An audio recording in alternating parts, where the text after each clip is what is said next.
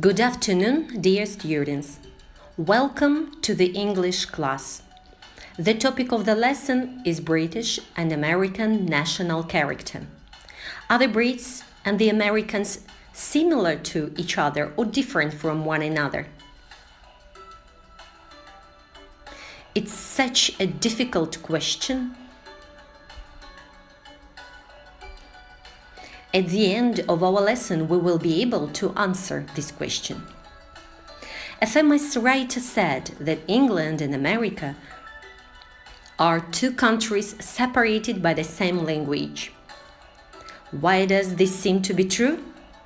There's not much of a language barrier between America and Britain, because both cultures predominantly speak English. However, there are some differences in word choices and word meanings between the two cultures. Let's consider the following example. In the USA, we stand in line to wait for something.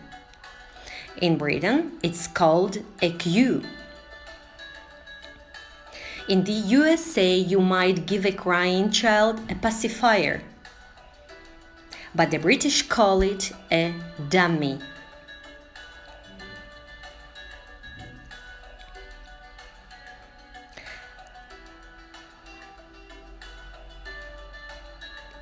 Listen to the dialogue to revise some common words that are used differently in British and American British.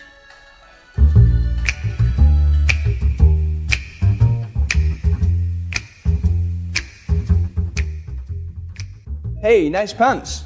Excuse me? I said nice pants. You can't see my pants, can you? Of course I can. How can you see my pants? They're on your legs.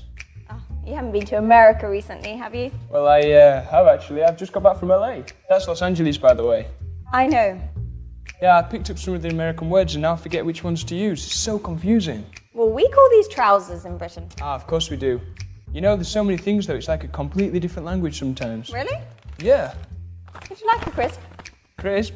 In the States, they're chips. Oh, so if I want to order our chips in America, what do I ask for? French fries. I see. And you know what that is, don't you? A fizzy drink. That's a soda. You know the lift over there? Yep. That's an elevator. Oh, really?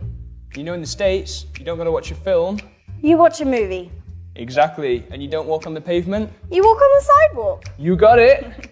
I've watched a lot of films. Oops. Movies.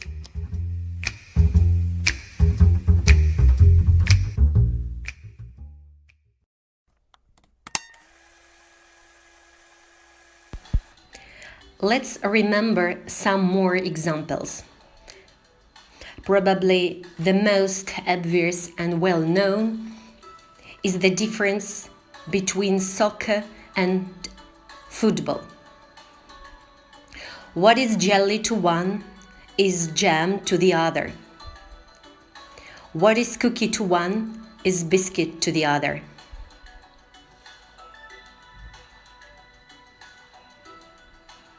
Both countries seem to enjoy these differences. As we all know, a regular Britain's stiff upper lip always comes in the way whenever they try to become a little affable. Being humble is rather typical of an average Brit, whereas an American is someone who likes to view things through rose-tinted glasses. The British are tea lovers.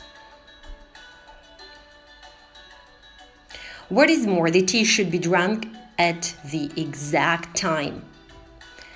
The British are also known to have a big traditional breakfast. British meals are considered to be tasteless.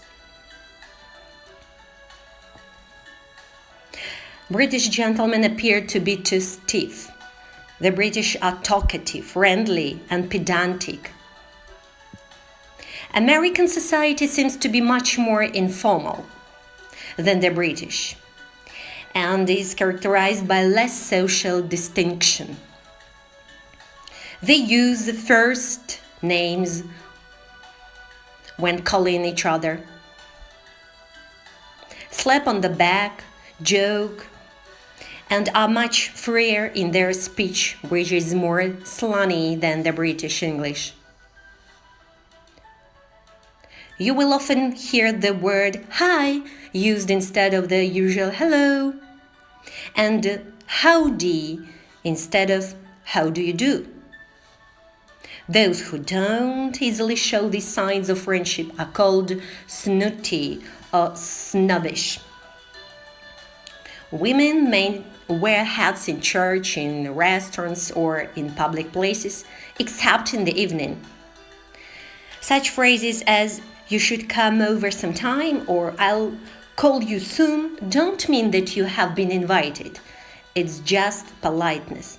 Direct eye contact is very important. Americans try avoid close physical contact in public places. Such topics as the financial status of a person, the cost of the house, the relations in the family are avoided. Americans are very particular about planning their time. They are expected to meet deadlines and finish projects.